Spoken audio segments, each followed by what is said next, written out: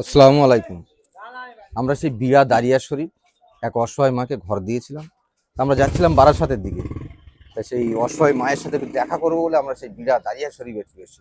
আপনারা সঙ্গে আসুন। হ্যাঁ, ভালো আছি।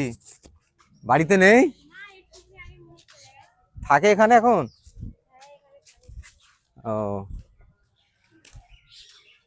তালা দেওয়া আছে তাই তো? কেন, কি হয়েছে? হ্যাঁ, কি হয়েছে? কেন?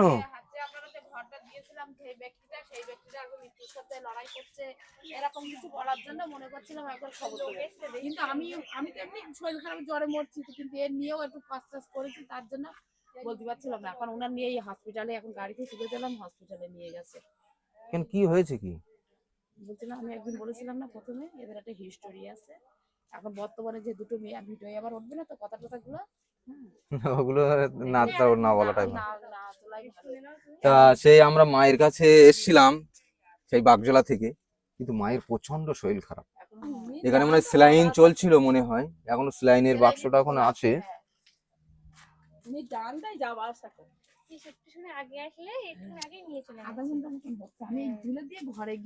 তা সেই মায়ের প্রচন্ড শরীর খারাপ। এখনই আমাদের এই দিদিগুলো সব পাঠিয়ে দিয়েছে, হসপিটালে নিয়ে গিয়েছে। তা কি বলবো, যে আমরা অনেকদিন বাদে আসলাম, প্রায় 1 মাসের উপরে হয়ে গিয়েছে মনে হয়।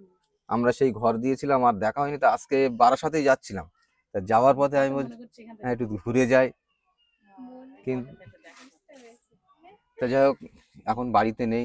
কোন হসপিটালে আছে? বারাসাত হসপিটালে। উনি কি হয়েছে কি? ওনার হয়েছে মানে ভালো ছিল, ভালো থাকতে থাকতে হঠাৎ একদিন থেকে বসে আছে, ডাকলো, আমি আসলাম। তা এসে আমি বললাম চাটা কিছু খাবে? তা বলছে কি যেরকম দিতে হয় ওরকম দিয়ে যায়, ভাতটা দিয়ে যায়। দেখি হঠাৎ সকালবেলা আমার মানে যেভাবে আমার ডাকছে, কথা বলতে পারছে না, মানে একটা স্টকের মতন। আমি এটা ভেবেছিলাম, মেয়েদের খবর দিলাম, মেয়েরা সেদিন আসেনি।